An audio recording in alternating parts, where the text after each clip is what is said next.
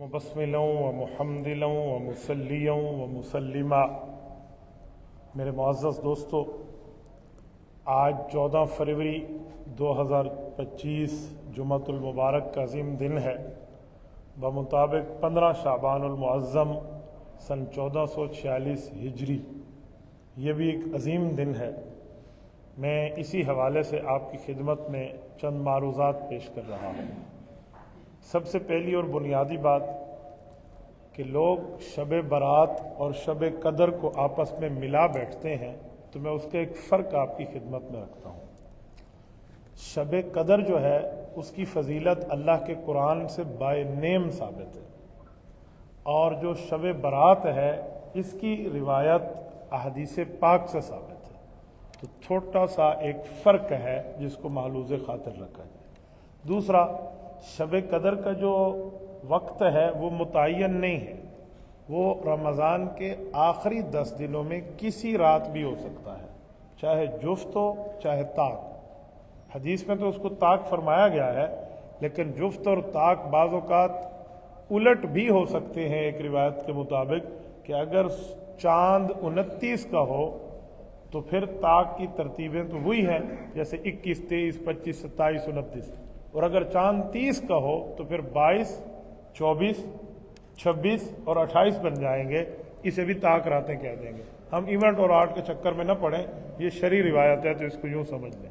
تو اب جب نہیں پتا کہ چاند کتنے کا ہوگا تو پھر آخری عشرے کی ہر رات عبادت کرنی چاہیے، وہ ہے شب قدر۔ جو یہ ہے لیلۃ البرات، شب برات، اس کا وقت متعین ہے، اس کا ٹائم بتا دیا گیا ہے کہ وہ 15ویں شعبان کی رات ہے۔ جب 15ویں شعبان کی رات کا لفظ بولا گیا تو ہمیں سمجھ لینا چاہیے کہ رات شریعت میں دن سے پہلے شروع ہوتی ہے۔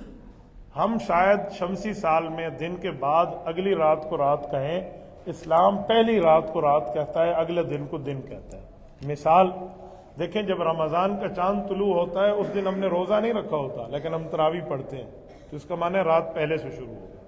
اور جب چاند طلوع ہوتا ہے عید کا تو ہم پھر رات کو تراویح نہیں پڑھتے، کیونکہ اس کا مطلب ہے اب عید کا والا معاملہ شروع ہو گیا ہے۔ تو اسلام میں ایک رات پہلے کو بتایا جاتا ہے۔ تو یہ 15ویں شعبان یعنی 14 بعد نماز عشاء، یہ لیلۃ البرات ہے۔ یہ بنیادی فرق ہے۔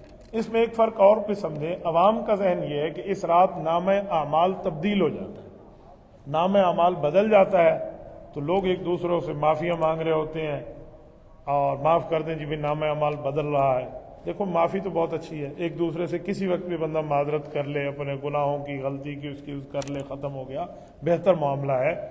لیکن اس رات نام اعمال تبدیل ہوتا ہے، یہ کسی معتبر روایت میں ثابت نہیں ہے۔ ہاں اتنی بات ہے کہ اس رات اگلے سال تک کا جو شیڈول ہے وہ فرشتوں کو دے دیا جاتا ہے۔ یوں نہیں ہے کہ نام اعمال کو بدل دیا جاتا ہے، اس لیے اسے لیلۃ الصق کہتے ہیں، دستاویز کی رات۔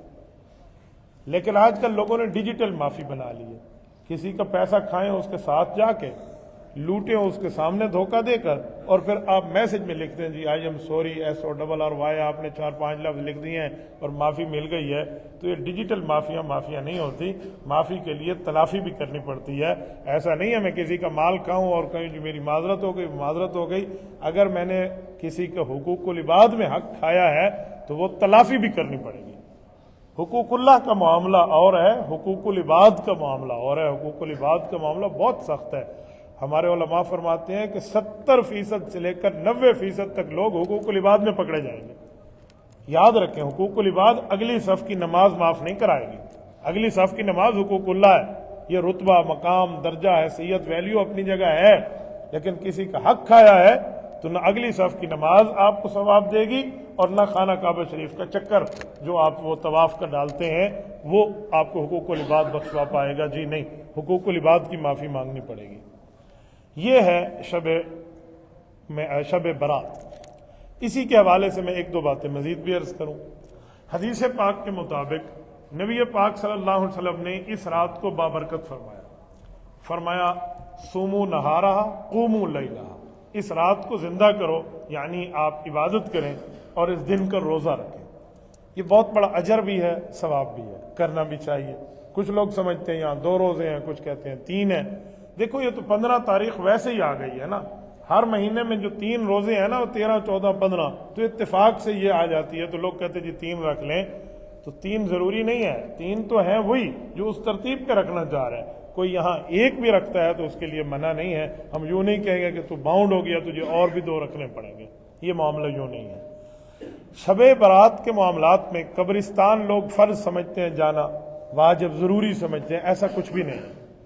اس رات اسپیسیفک ٹائم متعین کر کے آپ قبرستان جائیں, نہیں, آپ کبھی بھی جا سکتے ہیں, کوئی دن مقرر اس کے لیے نہیں ہے.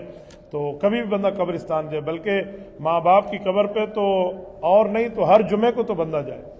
رسول اللہ صلی اللہ علیہ وسلم نے اولاد کے لیے فرمایا ہے کہ جن کے والدین دنیا سے رخصت ہو گئے ہیں یا ان میں سے کوئی ایک, تو نبی علیہ الصلوۃ والسلام کی زبان نبوی سے ایک مغفرت کا پیکج ارشاد ہوا ہے. حضرت ابو ہریرہ رضی اللہ تعالیٰ راوی ہیں, حضور پاک صلی اللہ علیہ وسلم نے ارشاد فرمایا, معجم طبرانی میں یہ حدیث ہے, فرمایا من زار قبر ابویہ او احدہما فی کل جمعۃ غفر لہ ما تقدم من ذنبہ وکتبت برا. فرمایا جس شخص نے اپنے ماں باپ یا ان میں سے کسی ایک کا انتقال ہو گیا, اس کی قبر پہ یہ حاضری دی اور ہر جمعے کو یہ حاضری دی, تو اس آدمی کو 2 اجر ملیں گے. پہلا اجر یہ ہے کہ اس کے گناہوں کی معافی کا پروانہ اللہ کے ہاں تیار ہوگا, اور دوسرا اس کو جہنم سے آزاد کردہ لکھ دیا جائے گا. یہ مقام ہے. تو اس وجہ سے بندہ چلا جائے تو کوئی مسئلہ نہیں ہے, لیکن آپ اس رات متعین کر کے جائیں گے تو ایسا کچھ بھی نہیں ہے. کچھ لوگ اس رات کے خاص طرح کے کوئی اپنے نوافل اتنے لازمی نہیں ہے, کوئی سی بھی عبادت کر لیں, 2 رکعت ہی آ کر پڑھ لیں مسجد میں یا چاہے گھر میں. اللہ جل شانہ عطا فرما تو اللہ عطا فرمائے گا. اس رات اجتماعی طور پہ جمع ہو کے جمگٹھے کے طور پہ اکٹھے ہو کر عبادت کرنے کا کوئی ثبوت نہیں ہے. یہ انفرادی معاملات ہیں, تو اس طرح بندہ کر سکتا ہے. ہاں, ہمارے بزرگوں کی اکابر کی ترتیبات ہیں. حضرت مولانا نفیس الحسینی رحمۃ اللہ تعالی علیہ نے ایک دعا لکھی ہے. وہ اس دعا کو, پوری ایک دعا ہے, ہم نے اپلوڈ بھی کرا دی تھی, ساتھیوں تک پہنچ گئی تھی.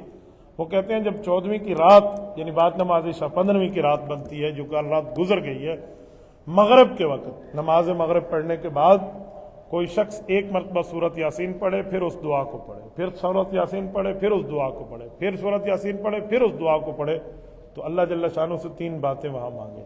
پہلی مرتبہ اللہ سے مانگے کہ اللہ مجھے درازی عمر عطا فرما, لمبی عمر. پھر لمبی عمر میں تکلیفیں بھی آ سکتی ہیں, تو دوسری مرتبہ سورت یاسین کے بعد دعا پڑھے کہ اللہ مجھے تکالیف سے, بیماریوں سے محفوظ فرما. چلو بیماری سے بھی محفوظ ہے, تکلیف سے بھی محفوظ ہے, لمبی عمر بھی ہے, لیکن کسی اور کے در کے سامنے اس کو جھکنا پڑے تو ذلت کی بات ہے, بےزتی کی بات ہے.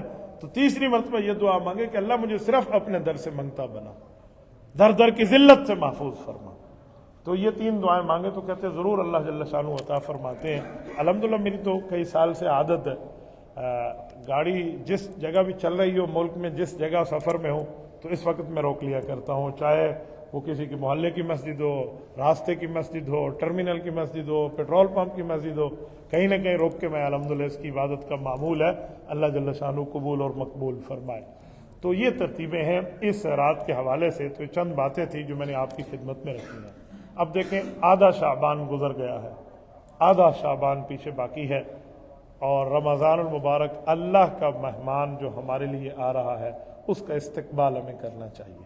یقین مانیں, رمضان کی نیت سے آپ جتنی بھی رمضان کی تیاری کریں وہ آپ کی نیکی کا حصہ ہے, وہ آپ کی نیکی کی ترتیب ہونی چاہیے. یہ ریہرسل ہے رمضان المبارک کی آمد کی. آج جو ہم کر رہے ہیں یہاں پر, یہ وہی چیز ہے. بچوں میں, بزرگوں میں, خواتین میں اس بات کو کہنا بھی چاہیے, بولنا بھی چاہیے, بتانا بھی چاہیے کہ رمضان المبارک کا استقبال ہونا چاہیے. رمضان کے استقبال کا مطلب یہ ہے آج سے اپنی روٹین کی ترتیب دیکھ لیں, تھوڑا سا اٹھنا بیٹھنے کے معاملات کو دیکھ لیں, اپنے سحری کے وقت اوقات کو دیکھ لیں. اوقات یاد ہونے چاہیے بندے کو, یہ پتہ بندے کے علم میں ہو کہ اس ٹائم نماز کا وقت ہے, اس ٹائم معاملہ ہے, یہ بالکل ہونا. کیوں؟ رمضان عام دنوں میں تو فرض ہے ہی ہے, لیکن رمضان میں نفل فرض کے برابر ثواب ہو جاتا ہے. حضور نے فرمایا اور فرض 70 فرضوں کے برابر ثواب ہو جاتا ہے. تو اس لیے رمضان کا اہتمام تھوڑا زیادہ کریں. اور علماء نے لکھا ہے کہ جس کا رمضان المبارک بہتر نہ گزرا دینی لحاظ سے, پھر پورے سال میں ویکنیس رہتی ہے دینی حساب سے, پورے سال کے اندر یہ اعتراض رہتا ہے. اسی لیے بہتر ہے کہ رمضان المبارک کو ٹھیک کریں. اللہ جل شانہ آپ کو اور ہمیں صراط مستقیم عطا فرمائے، دین حنیف پر، دین اسلام پر عمل کی توفیق عطا فرمائے۔ جزاکم اللہ تعالی۔ اقول قولی ھذا واستغفر اللہ وآخر دعوانا ان الحمد للہ رب العالمین۔